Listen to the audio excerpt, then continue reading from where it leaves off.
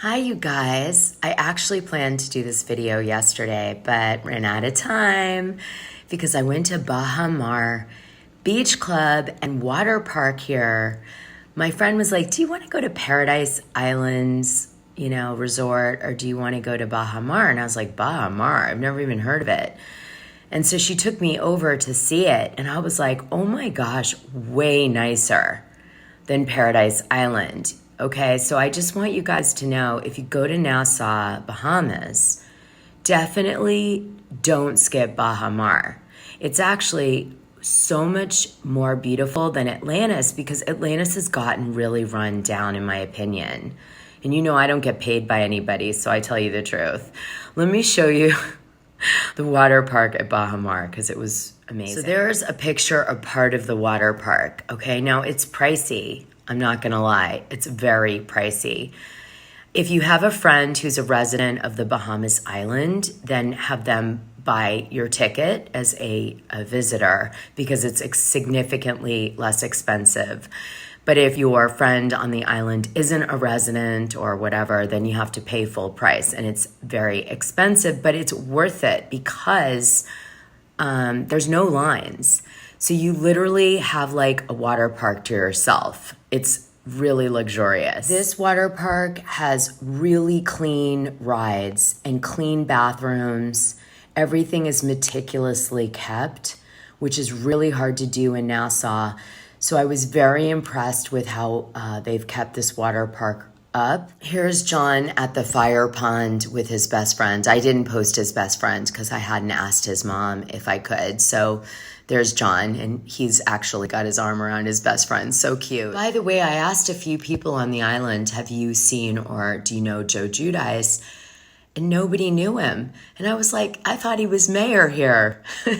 Who knows? Maybe he's spending more time in Italy than we know. But nobody knew him. I was like gonna try to, go up and buy him a drink or something, but no such luck. So in today's show, I'm gonna tell you who reached out, what they said, who I think lied, some drama you probably aren't even aware about, what's gone down with Bethenny B and Rachel and Lisa and Alex Baskin. So enjoy this one and try to stick it out till the end. So at some point following the conclusion of shooting the reunion, and when early on Rachel Leviss stops looking at her social media and also is in this Meadows place and has no phone with her, somehow she gets a DM from Lala Kent. And this is what comes out in the Bethenny interview. Bethenny says, I wanted to know if you think that they feel that they went too far, the cast, and if they are sorry, Bethenny said. That leap was a bridge too far for the VPR cast. It doesn't sound like anyone apologized to Rachel. And then Rachel says, Lala has reached out to me on Instagram saying that she's willing to lend an ear. I don't know. I just don't trust that person, Rachel said. Lala was particularly vicious to both Rachel and Sandoval once their affair was discovered. She continued, I know she has her own agenda. I'm sure she wants to create an alliance with me so she can take down Randall Emmett for being a narcissist. That's her whole MO. So hopefully you guys have figured out by now that even though Lala has so many very positive things going for her, she pretty much, when it comes to the TV show, is only acting from a place of self-interest, right? So she takes the position, usually, of the fans, and she tries to ebb and flow with what's going to be covered in the press, etc. She's very strategic, and this was a very strategic move, I do believe, reaching out to Rachel Leviss, because she came the hardest against Rachel on the show. And we already know that in the upcoming season, she's going to forgive Tom Sandoval as part of her storyline. They have a hug on the beach after she came so vicious for Tom, which tells me that to Lala, she doesn't really care about what's happening to people on the show. She really cares about, how is she sort of being depicted on the show, etc.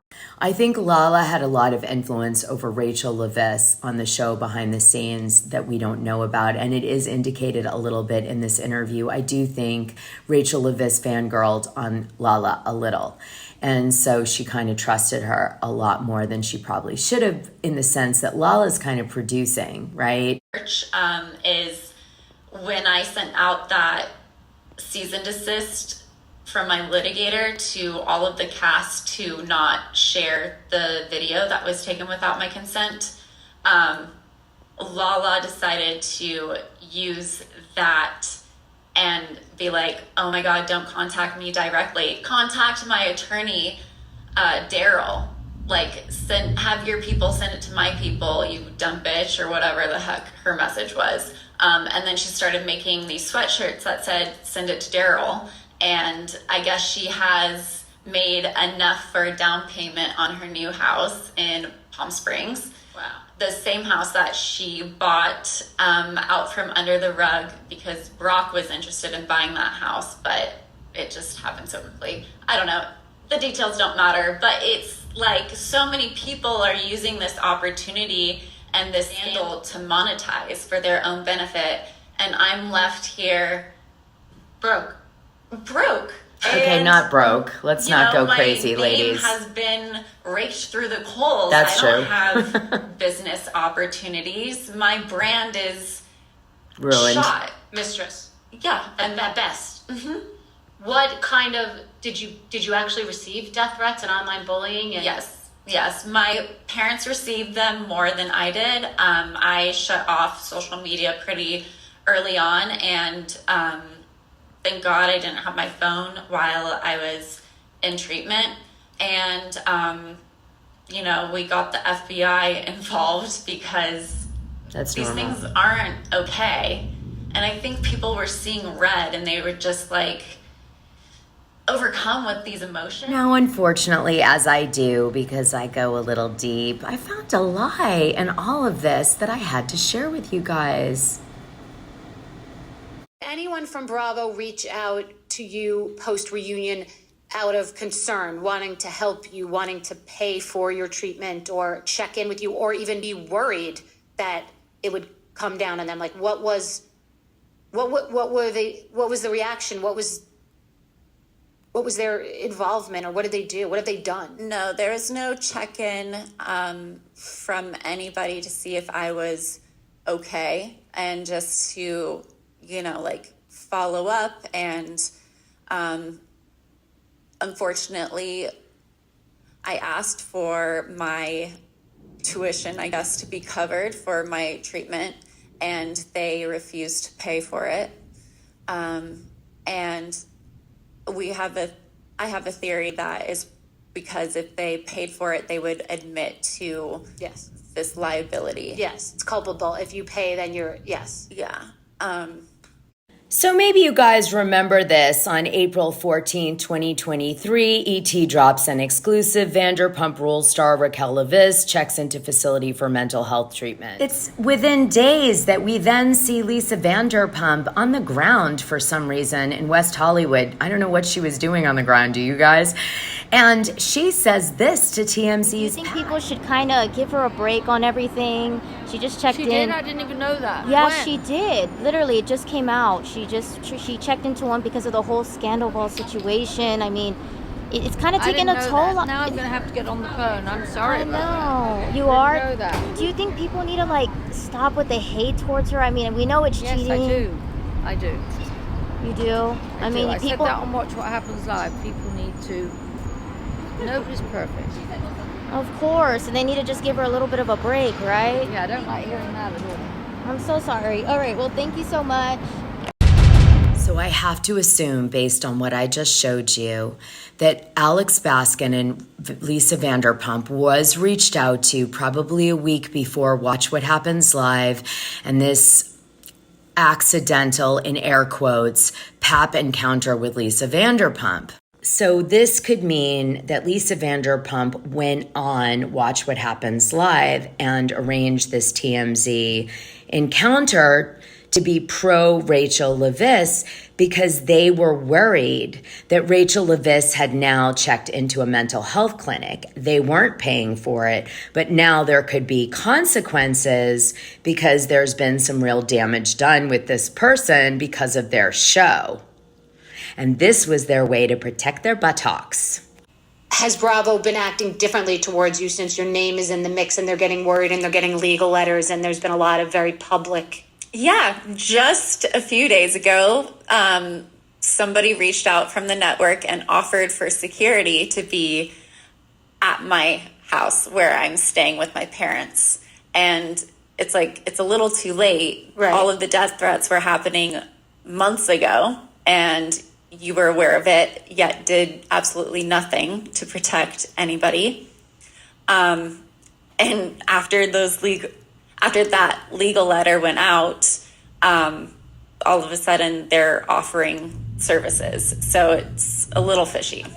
So later in this interview, Rachel says that the cast congratulated her in Vegas on creating reality TV gold with putting down Lala Kent on camera, and then also the projector stuff on the ceiling they were making fun of or whatever. And Rachel, of course, is drunk, and she's obviously having some sort of emotional issues during this trip, and she's really feeling uncomfortable because in real life they're not getting along at all. And it comes out in this interview that she's on antidepressant for years, which really makes me wonder about, again, casting a little bit on this show. Like, why are you having this girl on the show? I don't know. Could it be because she's with James and that's why? Or could it be that you think she might have a nervous breakdown on the show, which would make great TV? Did you consider coming back at all? Yeah, I did. I asked for equal pay with Tom and Ariana and for them to reimburse me for my treatment expenses. They refused to pay me equally. And, I was considering going back if I was going to be paid equally, because I feel like when you pay your employees, it really shows how much you value them in, the whole, whatever it is. I get it. You feel like at least I took a hit, but yeah, exactly. But wow, they are proud of me for, right. It's like this love, because you said in your statement that you look for love and validation. Yeah. And I've experienced that. You want the network to value you because the network becomes like your parents, and that's very intentional with this whole racket, just so you guys know. All right, so one more thing. The other person that reached out to Rachel Leviss was Lisa Vanderpump. Now, this is what happened around that per Rachel. The other person that reached out to Rachel Leviss was Lisa Vanderpump. Now, this is what happened around that per Rachel. Then she follows up with this concern with Lisa Vanderpump. Rachel calls her, even though they're kind of estranged at this time, and says, I want to talk to you about the dog.